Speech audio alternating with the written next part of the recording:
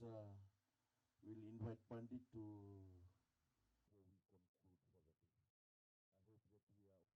and offer a word of prayer.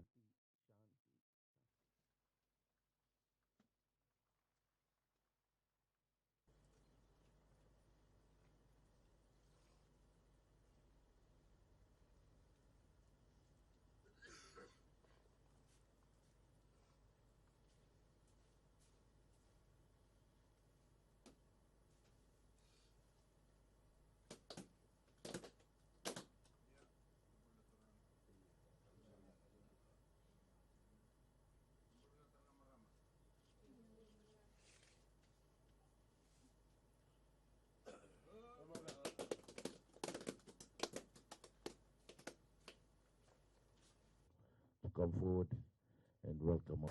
It's really great to come here from Suva and to look out and see the rain falling and see the beautiful trees, see the beautiful scenery, all the greenery. It's something that brings a lot of, it relieves stress. It gives us joy and a feeling of goodness to be able to see all that God has provided in this area. And I think you live in a very beautiful part of Fiji. I know it has its difficulties, but nevertheless, I'm glad to be here. It's a great pleasure to be here this morning, to meet members of this community, the residents, and also I would also like to thank the members of the Vanua. Me vai dore chukana matansi ni kuna kana me sebuchi chukana la ba matentu. Na vale buna vina numi na vale buna vidingomi na vale buna visi sebuchi. Arnayandra, and a very good morning to you all. And as I said, over the past 2 weeks, I have been traveling around with the Prime Minister. We were in Vanua Levu, then we were around here in Viti Levu, then we went to Koro Island, and we have been commissioning different kinds of projects.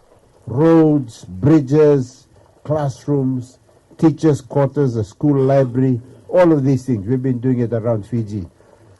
All these projects that we have been commissioning, it shows the commitment of government to invest in our country, to make sure that we can make a difference in the lives of the people of our country.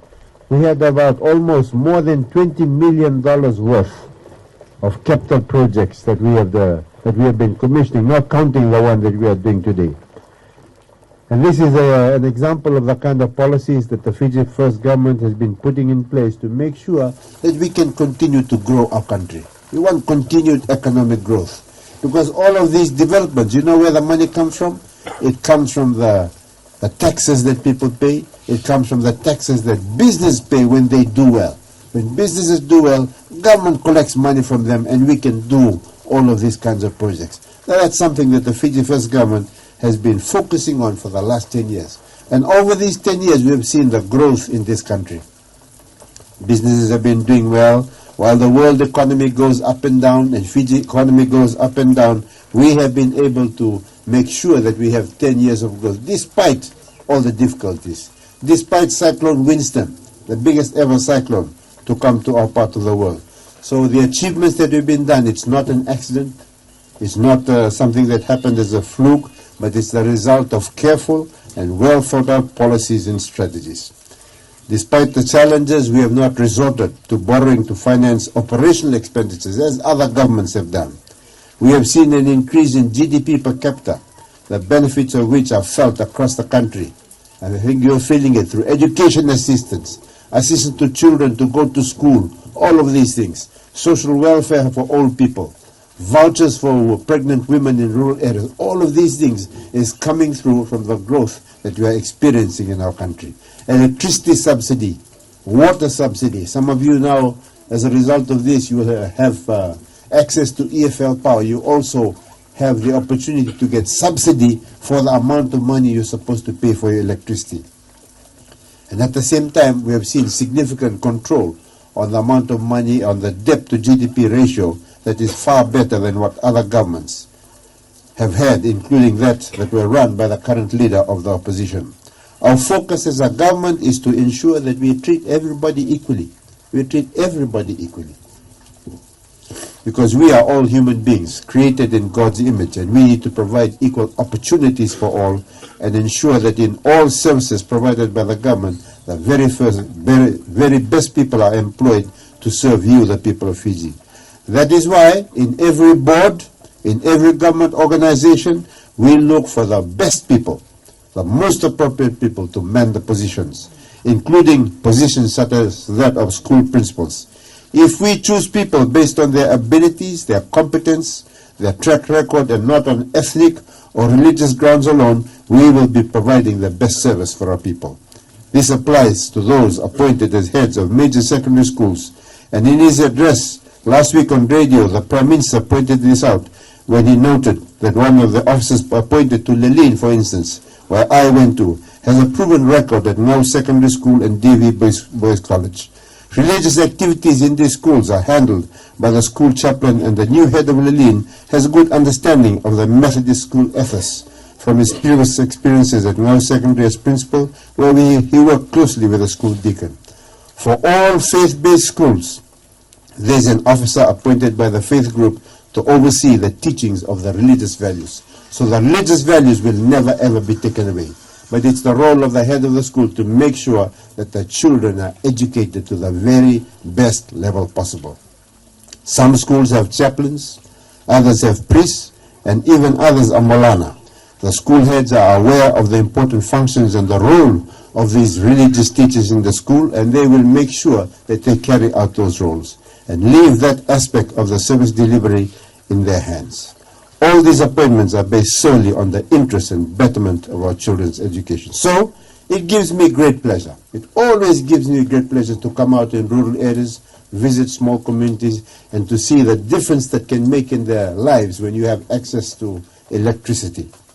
So this particular commissioning of this rural electrification project here in Tubavatu is a pleasure to be able to attend, because it symbolizes government's focus on everybody, ordinary people, people that are usually out of the limelight, people that are away from the towns and the cities, people that are living in difficult circumstances.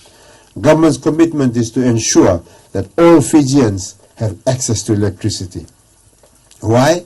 Because affordable and reliable electricity can change lives. It can change the quality of lives of everybody in this country, and it's critical for development. Your government is focused on making sure that all share in the life-changing benefits that electricity provides. We know that when we have electricity, it can improve the lives of everyone, the young and the old, and its effects multiplies. It multiplies across everybody. It contributes to the achievement of our development. In government, we have set a target, which is a very ambitious target, of making sure that all Fijians, every household in Fiji, has access to electricity by the year 2021. This is a huge target, because every year the number of people in Fiji grows. And as soon as we put in an electricity line like this, more houses start popping up. So it's always a challenge to keep hitting this stuff. But this is the target that we have. In 2 years' time, we want to try to make sure, and we will do our utmost to achieve that target, to make sure that we have electricity for all by the year 2021. The completion of this extension is the result of planning, long-term thinking, and a steady flow in investment from your government. Over the past 5 years, government has provided funding to the tune of around $224 million to provide electricity all around Fiji, and 70% of this is for people that live in rural areas like yourself, for rural electrification. 70% of the $224 million was for electricity in rural areas. To date, more than 25,000 Fijian households have benefited from this program of rural electrification. And in this current budget, we have an additional $12.5 million to add another 1,400 households to that number. So EFL, electricity, Fiji Limited, and we always have a tendency to say FEA. We have to always remind ourselves now that it's EFL. EFL and our Department of Energy are completing large projects benefiting villages and individuals who have been waiting for so long to have electricity. The Tubavatu project is part of the EFL grid extension scheme, and the total cost of this project was almost $500,000. $480,000 was invested. This includes the money paid to EFL for the grid extension. Government pays EFL to put in the poles and to bring the wires to everybody's homes. Government pays that money to EFL. And then we also pay for the house, I believe they also pay for the house wiring of all the homes. I understand that there are now 33 households with around 165 people, including the elderly, the parents, the youths, and the children. All of you will be benefiting from this electricity.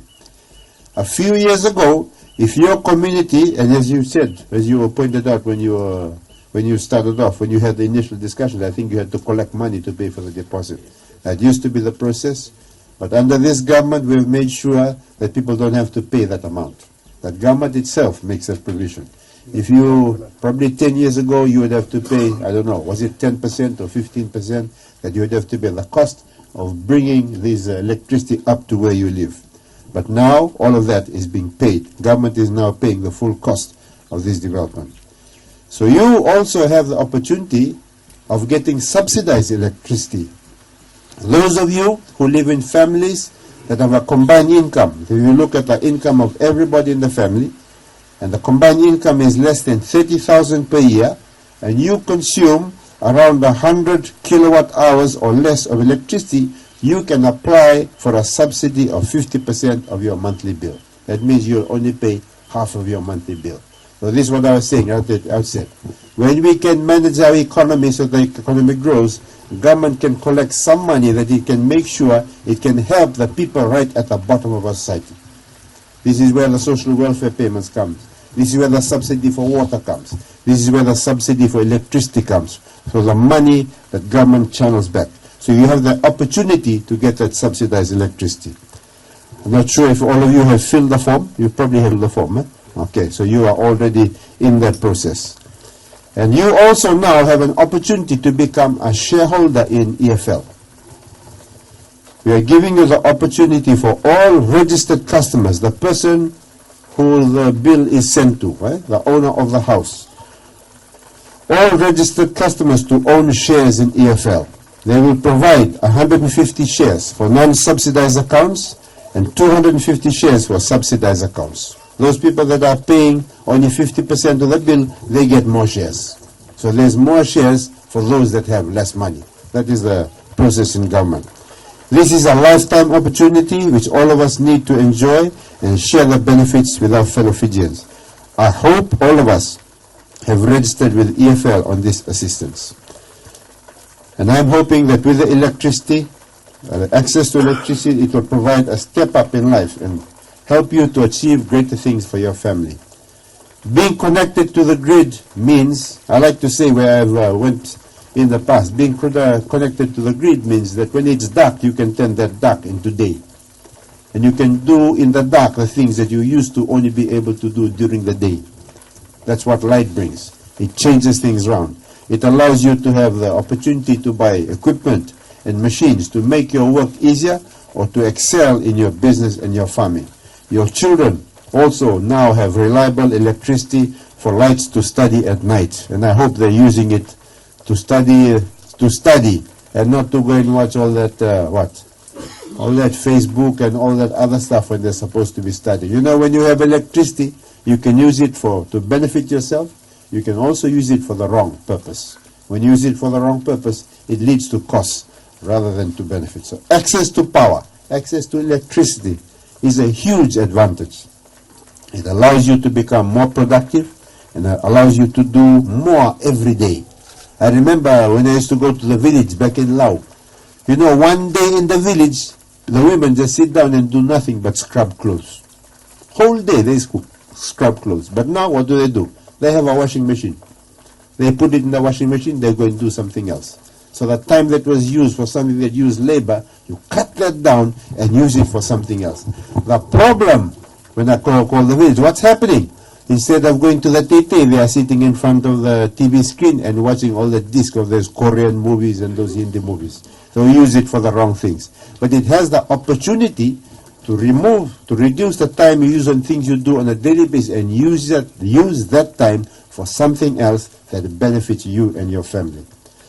So don't let this chance go to waste. Apply yourselves, continue making your valuable contributions to national development, enjoy the electricity, make use of it. For those of you that are living for today, and also to set a foundation for your children and for your children's children as they move into the future. And with those words, I officially open the Tugavatu Rural Electrification Program. God bless us all. For enlightening us with his words, with his speech this morning. All right, here it is. And I invite my fellow friends here for all of us to turn this switch on. Can you put your finger on my finger and look at the camera? Yep. Yeah, look at the camera. All right, and here we go. 1, 2, 3.